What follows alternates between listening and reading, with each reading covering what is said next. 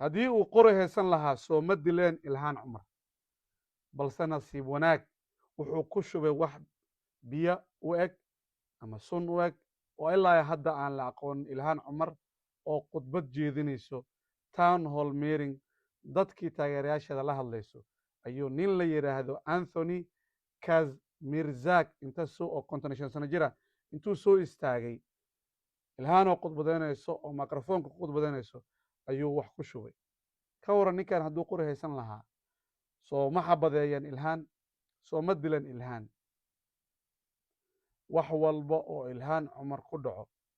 waxaa loo haystaa madaxweyne trump waayo naceebkan asaga ayaa ka dambeeyo naceebkan soomaalida ku socdo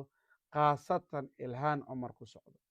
waayo maalin walba madaxweyne trump ama caalamka ha joogo magaalooyin kale ama maraykan ha joogo wuxuu ka hadlaa ilhaan cumar iyo soomaalida wuxuu dhahaa ilhaan cumar waa garbage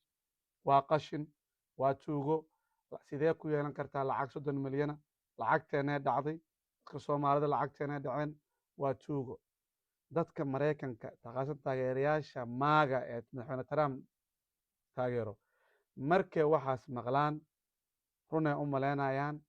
caraa qabanayso sida maanta dhacdo kale ficilkan maanta oo talaada dhacay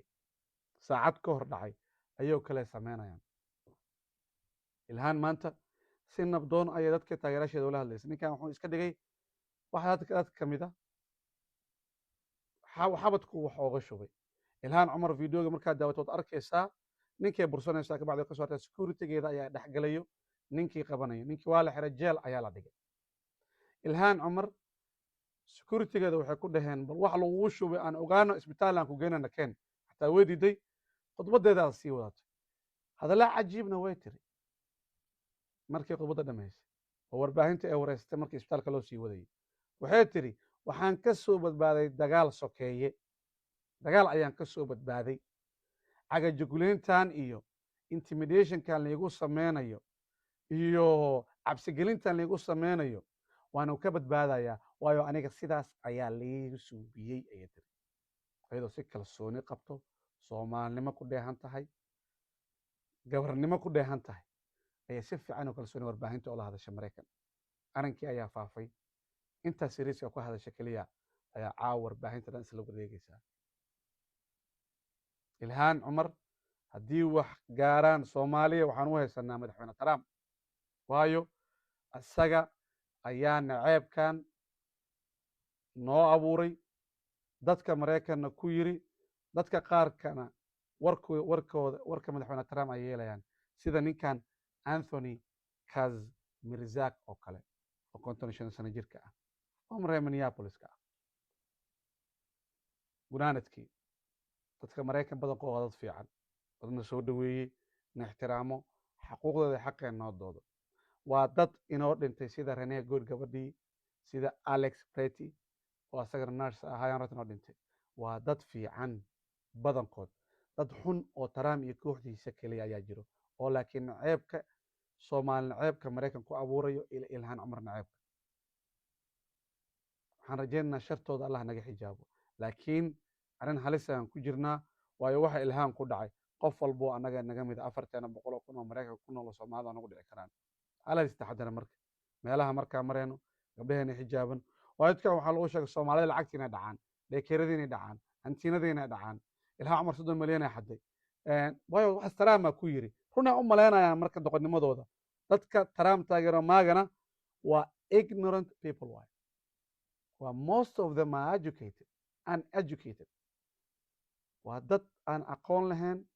bani aadamnimo aqoonin keliya dhegaysto madaxweyne trump marka dadkan uneducatedka ah aan iska ilaalino hala istaxadaro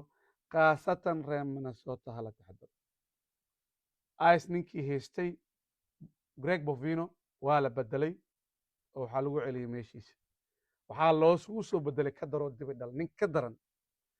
oo bodazar la yidhaahdo tom homan marka ninkan laftigiisa waa shar badan yahay greg bovino xataa waa ka shar badan yahay arrinta minnesotana waa arrin weli halisa oo taagan arrin dhibkeeda la waayo marka soomaalida minnesota isilaaliya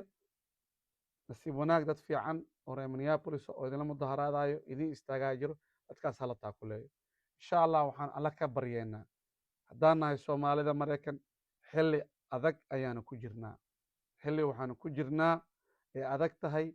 soomaali maraykan in la ahaado balse waxaan alla ka baryeennaa xilligan adag inuu ilaahay naga saaro trump iyo kooxdiisana shartooda allah inaga xijaabo aamiin balse hala taxadaro hala isilaaliyo waa maxamed faaraxoo leh ilhaan cumar allaha boogadhayo allaha caafiyo wixii lagu shubana ilaahay mataqaan koleyta markay soo baxaana arkaynaa waxay ahaayeenba ilaa hadda ma naqaano balse waxaan rajaynaynaa inaysan waxba ahayn insha allah qayr badan ayaan kaga tegey